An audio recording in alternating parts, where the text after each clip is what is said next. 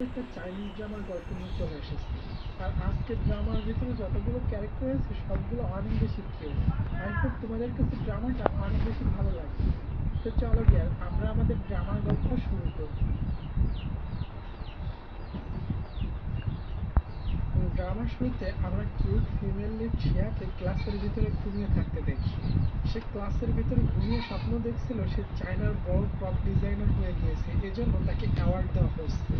ওই সময় সে অ্যাওয়ার্ড শোতে একটা মেয়েকে দেখে বলে, তুমি এখানেও চলে এসেছো। এটা বলে সে ঘুমের ঘরে ক্লাসের ভিতরে দাঁড়িয়ে যায়।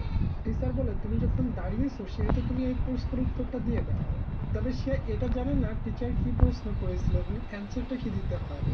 তাই সে তার ফ্রেন্ডকে বলে কি প্রশ্ন করেছে। তার ফ্রেন্ড আস্তে আস্তে বলে দেয় ম্যাথের বিষয়ে। তখন শিয়া বলতে শুরু করে, ম্যাথ একটা ডিফিকাল্ট সাবজেক্ট, এটা মাথার ভিতরে ঢুকেও ঢুকে না।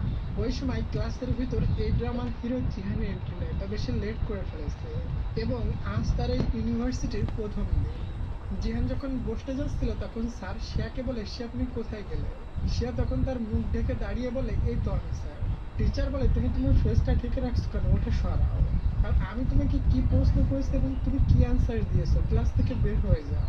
সে ক্লাস থেকে বের হয়ে গেলে তার পিছু পিছু আমাদের হিরো জিহান বের হয়ে আসে। সে বলে, তুমি আমার কাছে আসবে না, আমার কিন্তু শ্বাসের রোগ আছে, তোমারও হয়ে যাবে কিন্তু। জিহান বলে, ওগুলো কোনো সমস্যা নেই, ফাইনালি আমি তোমাকে 10 বছর 6 মাস পর পেয়ে গেলাম। তুমি 10 বছর আগে চলে যাওয়ার সময় আমাকে একটা বায়ও বলে গিয়েছিলে না কেন। সে বলে, আমি বাই এই জন্য বলেছিলাম না, এটা বলে সে ভাগতে যায়, তবে জিহান তাকে ধরে ফেলে। এরপরও সে পুনরায় ওখান থেকে দৌড়ে পালিয়ে যায়। যখন সে রুমে পৌঁছায় তখন তার বান্ধবী মিন বলে, কি হলো, তুমি ছুটে আসছো বয়ফ্রেন্ডের সাথে দেখা করতে যাবে নাকি। সে বলে, না না, আমি পিওর একটা সিঙ্গেল।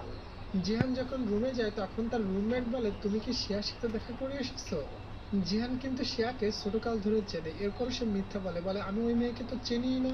তখন তার রুমমেট লিন বলে, আমি শিয়াকে হাই স্কুল থেকে ভালোভাবে চিনি। এটা শুনে জিহান বলে, শিয়ার কি কোনো বয়ফ্রেন্ড আছে। লিন বলে, না, ও তো কখনো রিলেশনে যায়নি, সে প্রথম থেকেই সিঙ্গেল। এটা শুনে জিহান কেন জানি খুবই রেগে যায়। ওদিকে শ্যাম মিন এবং তার ফ্রেন্ডরা বলে, আজ আমাদের এখানে একটা রুমমেট আসবে, সে নাকি অনেক কিউট। বলতে বলতে ওখানে রোজ নামের একটা মেয়ে আসে। তারা সবাই রোজকে ওয়েলকাম করে, আসলে রোজ অনেক বেশি কিউট। পরের দিন সে স্কুলে গিয়েও জিহানের থেকে লুকাতে থাকে। এমনকি সে জিহানকে যেখানে দেখে সেখান থেকে ভেগে যায়। একবার জিহান তাকে ধরে ফেলে আর বলে, তুমি কতদিন আমার থেকে ভাগবে। এবার বলো, তুমি আমাকে বাই বলে গিয়েছিলে না কেন, আমরা তো গার্লফ্রেন্ড বয়ফ্রেন্ড ছিলাম। তবে শিয়া কোনো অ্যান্সার না দিয়ে তার হাতে একটা কামড় মেরে ওখান থেকে ভেগে যায়। এরপর শিয়া রুমে চলে গেলে তার বান্ধবী মিন বলে, কিরে জিহান তোমার পিছনে পড়ে আসছে কেন।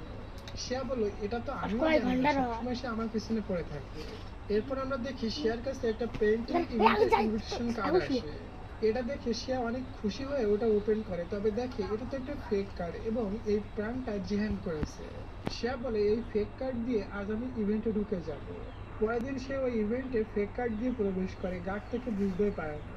এখানকে আমরা জিহানকে তার বাবার সাথে দেখি, তার বাবা তাকে এখানে নিয়ে এসেছে এবং তার বাবাকে দেখে মনে হচ্ছিল তারা অনেক ধনী ফ্যামিলি।